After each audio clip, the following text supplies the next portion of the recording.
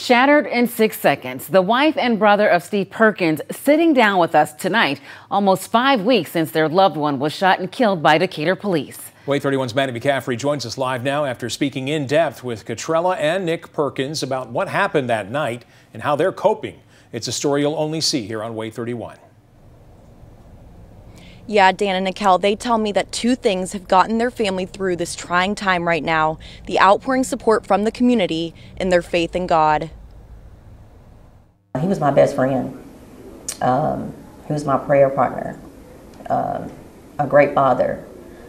Never looked at my daughter Jada as a stepchild. Whenever we were out, it was always, my two girls. Catrella Perkins and her family's lives forever changed in the early morning hours of September 29th. She says she was working an overnight shift and got a message from a neighbor asking if they were okay. I'm like, what do you mean, are we okay? I'm at work. And she was like, there's police and ambulance in front of your house.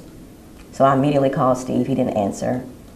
I called him like 3 times, and then I texted him. I said, are you okay? It wasn't out of the norm because it's 2 in the morning. She says shortly after that, her best friend called her saying something was wrong. She didn't know what was going on, but immediately called Steve's brother Nick, and they rushed to Decatur General Hospital. They were told he wasn't there. Instead, Steve was in surgery at Huntsville Hospital. Within an hour of their arrival, Catrella says she learned of her husband's death on a hospital phone. It was devastating.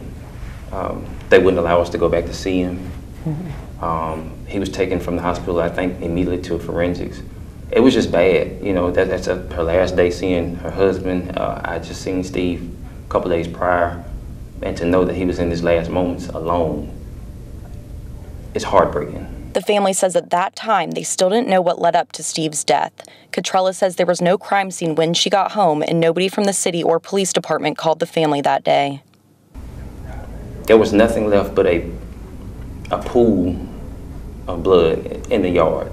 That was it.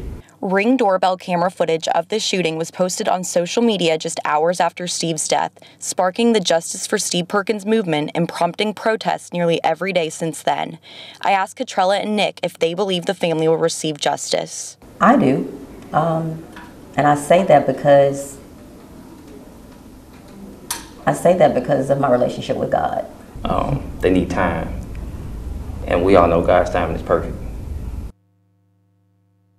Aaliyah denied the family's request to see the body camera footage. Still, the family tells me that they're not giving up hope. They say they're constantly encouraged by the outpouring of support from the community members who continue to show up for their family.